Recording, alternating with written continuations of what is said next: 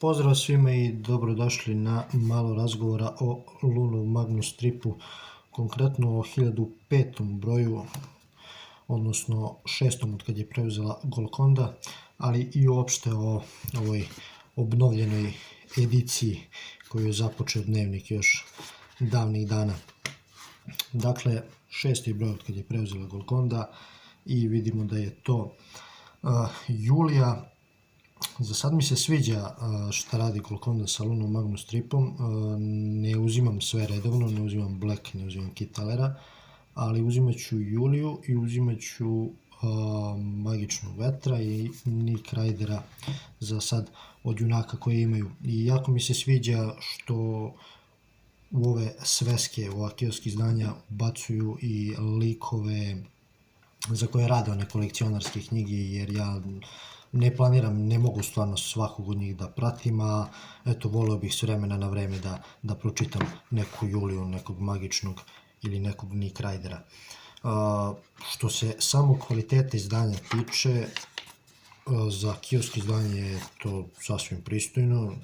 Papir je lošiji nego Veselo četvrtka, ali i dalje je ono sasvim korektan, štampa je takođe sasvim korektna i jedan plus u odnosu na Veseli četvrtak i na sva ostala kioski izdanja jeste ovaj font koji se meni jako sviđa i koji je sličan originalnom italijanskom fontu koji se koristi za Bonelijeva izdanja, ali i onom starom fontu koji je koristio Dnevnik kod svojih izdanja. To jeste sitnica onako, ali meni baš onako, baš mi se sviđa to podražavanje. Što se samog ovog stripa tiče, to je 45. čini mi se broj u originalu Julije, tačno tamo gde je Darkwood stao pre nego što je Golconda preuzela sa svojim trobrojima 3 u 1. I doduše sa Julijom nisam nešto naročito upoznat, ovo je možda treća epizoda koju sam čitao, ali sa sve te 3 koje sam pročitao do sad sam jako zadovoljan. Tvorac serijala i pisac scenarija za ovu priču je čuveni Giancarlo Berardi, koji je sa Ivom Milacom stvorio Ken Parkera, tako da što se stila pisanja tiče, on je izuzetan i sam scenario je dobar za ovu priču. Nešto kao mala psihoanaliza u stripu.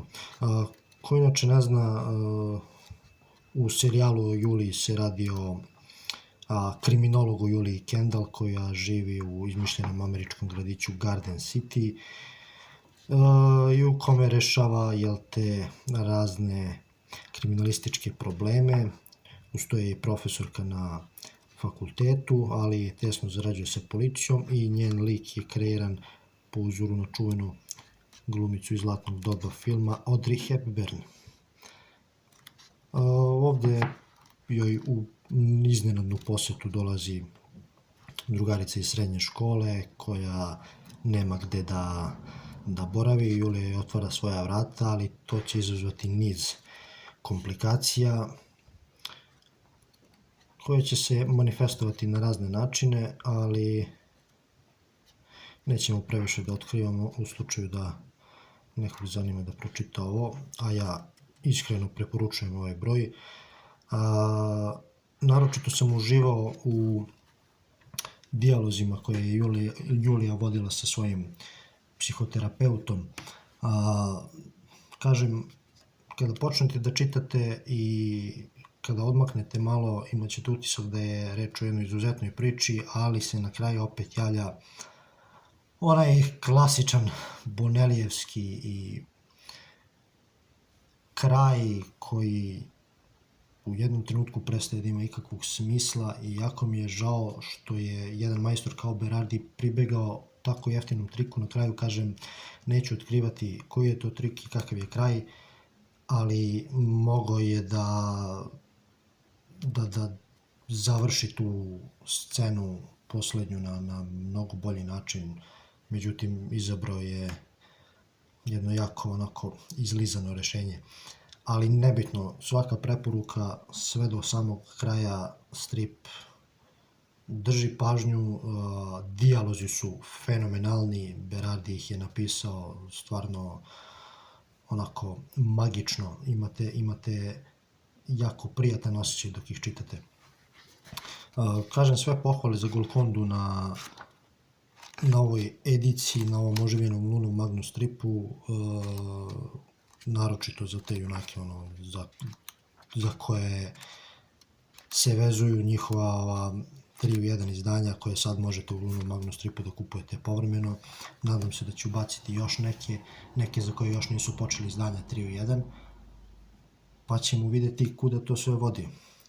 Dakle, za sada svaka preporuka i za ediciju i za Juliju, a mi se vidimo nekom narednom prilikom.